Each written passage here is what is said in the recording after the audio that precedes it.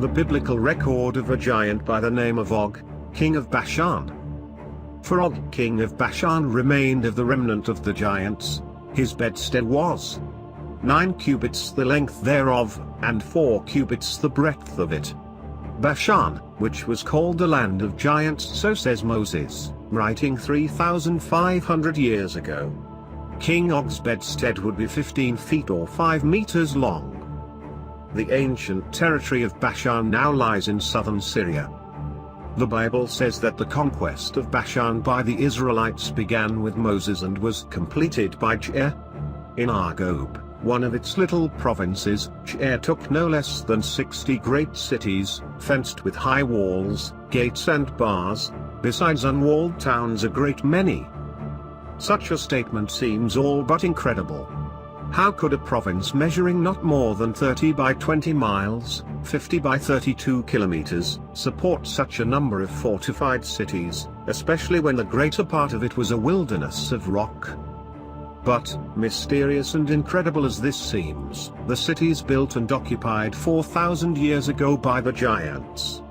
19th century explorer Josiah Porter traversed their empty streets. He opened doors of their houses. He slept peacefully in their long deserted halls. From a tower in one of them, Salkia, Porter counted some 30 towns and villages dotting the surface of the plain. He reports, on the spot, "With my own eyes, I have seen that it is literally true. The cities are there to this day. Some of them retain the ancient names recorded in the Bible." Porter, the giant cities of Bashan. These ancient cities contain probably the very oldest complete specimens of domestic architecture now existing in the world. Various Bible writers describe Bashan as almost an earthly paradise. The strength and grandeur of its oaks, the beauty of its mountain scenery, the unrivaled luxuriance of its pastures, the fertility of its wide-spreading plains, and the excellence of its cattle. Remnants of the oak forests still clothe their mountainsides. Ancient Bashan comprises a vast field of basalt, elevated some 30 feet above the plain. It is called the Ledger. Here stood the giant cities. Surrounding it was the fertile plain of Bashan. Worldwide, most ancient cities have vanished. Not Bashan.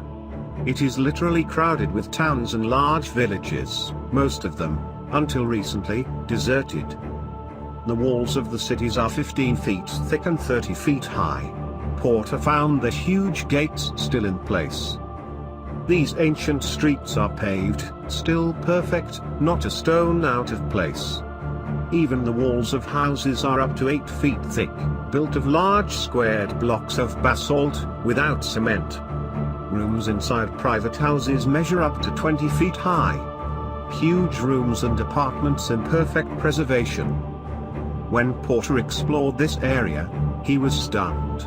So perfect was every street, every house, every room, so perfect, yet not a sound. Huge houses built among wild rocks. Hundreds of houses per city, still perfect, but not a man to dwell in them.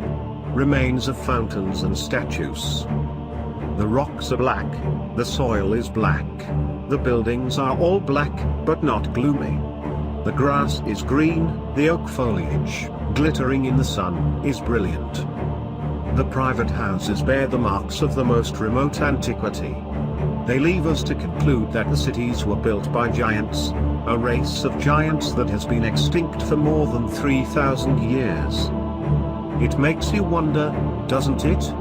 Here we have the biblical record, more than 3,000 years old, containing incidental descriptions, statements and statistics, which few men would be inclined to receive on trust, which some would throw aside as glaring absurdities and gross exaggerations, and yet which close and thorough examination proves to be accurate in the most minute detail.